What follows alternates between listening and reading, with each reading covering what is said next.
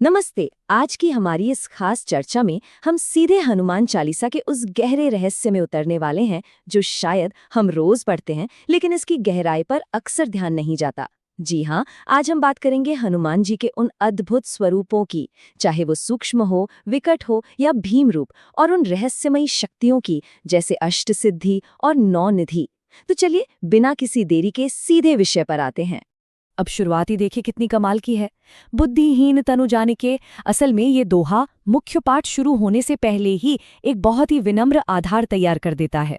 इसमें स्पष्ट रूप से कहा गया है कि हम खुद को सीमित ज्ञान वाला मान रहे हैं और उस असीम शक्ति यानी पवन कुमार से बल, बुद्धि और विद्या मांग रहे हैं।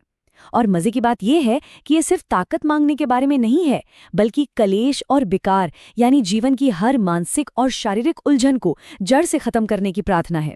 एक परफेक्ट शुरुआत है ना। अब यहाँ एक बड़ा दिलचस्प सवाल उठता है, इन साधारण सी लगने वाली पंक्तियों में वास्तव में कौन सी परम शक्तियां छिपी हुई हैं? ये पाठ असल में हमें एक सफर पर ले जाता है, भौतिक सीमाओं को तोड़कर सीधे ब्रह्मांडीय शक्तियों तक। हम एकदम सूक्ष्म स्तर से शुरू करेंगे और विशालकाय ऊर्जाओं के रूपों तक जाएंगे। तो सबसे पहले बात करते हैं गतिशील और भौतिक स्वरूपों की। ये सिर्फ रूप बदलने की बात नहीं है, बल्कि परिस्थिति के हिसाब से खुद को पूरी तरह ढाल लेने की जो अविश्वसनीय क्षमता है, ये उसका एक बहुत बड़ा प्रमाण है। अब इसे देखिए, ये वाकई में हैरान करने वाला है कि कैसे शारीरिक आकार पर उनका पूरा नियंत्रण था। एक तरफ सूक्ष्म रूपधरी सियाही दिखावा, यानी माता सीता के सामने जाने के लिए एकदम छोटा और विनम्र रूप लिया गया ताकि वो डरे नहीं। लेकिन वहीं दूसरी तरफ जैसे ही हालात बदले, लंका को जलाने के लिए तुरंत विकट रूप यानी एक भयंकर रूप धारण कर लिया गया।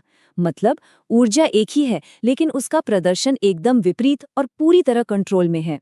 सूक्ष्म और विकट के बाद एक और स्वरूप आता है, विशाल या भीम रूप। भीम रूप धरी असुर संहारे। अब जब काम ब्रह्मांडीय स्तर का हो, राक्षसों का संहार करना हो, तो उसके लिए ये अत्यंत विशाल रूप लिया गया। ये साफ दिखाता है कि शक्ति का इस्तेमाल कभी भी बिना वजह नहीं हुआ। जैसी चुनौती वैसा ही रूप। अगर आप ध्यान दें तो यहाँ एक बहुत ही स्पष्ट पैटर्न नजर आता है। हर ईश्वरीय कार्य एक बहुत ही ठोस नतीजे से जुड़ा है। जैसे विशाल रूप लिया तो उसका नतीजा क्या था? राक्षसों का विनाश।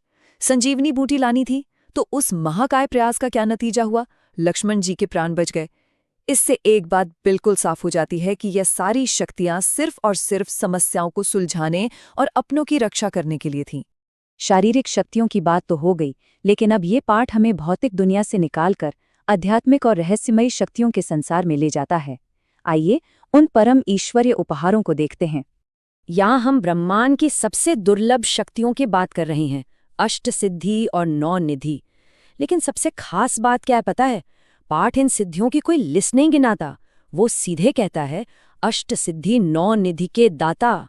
यानी ये ऊर्जा सिर्फ इन शक्तियों को अपने पास रखने तक सीमित नहीं है, बल्कि उन्हें दूसरों को प्रदान करने की भी सर्वोच्च अथॉरिटी रखती है। और यही दाता होने का भाव सबसे ज्यादा ताकतवर है।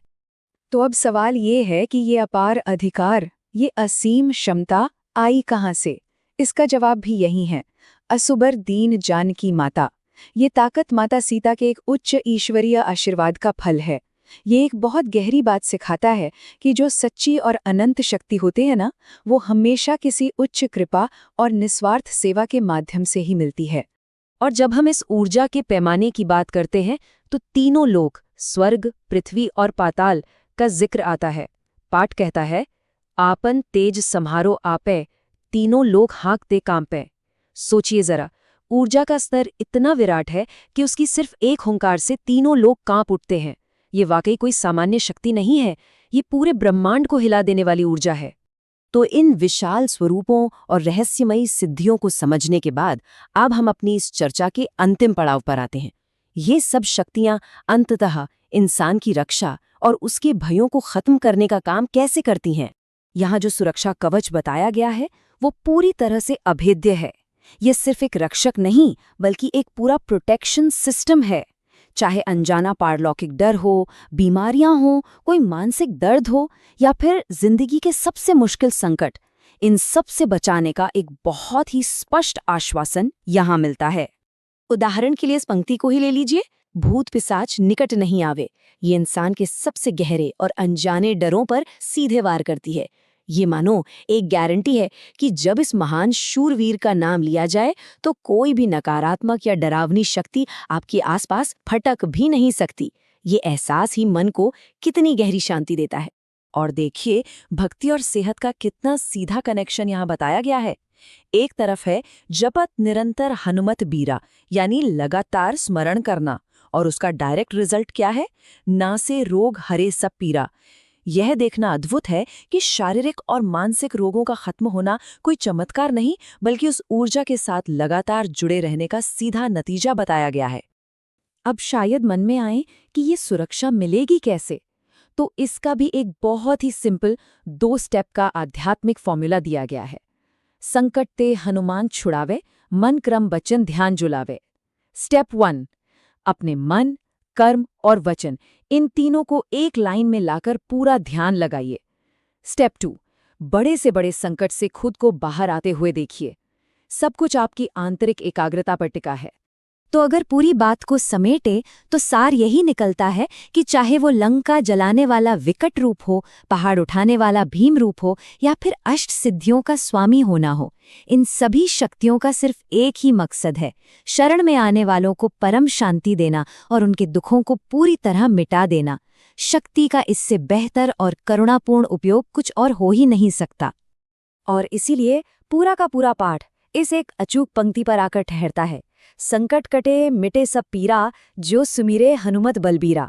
इसे सिर्फ एक लाइन मत मानिए, ये एक बहुत शक्तिशाली उद्घोष है।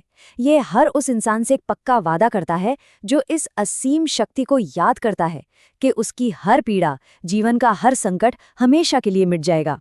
तो इस गहरे विश्लेषण के अंत में एक बहुत ही प्रासंगिक विचार मन में आता है।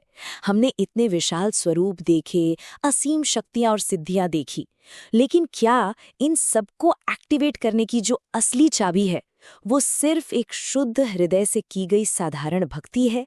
क्या सच्ची भक्ति ही इस ब्रह्मांड की सबसे बड़ी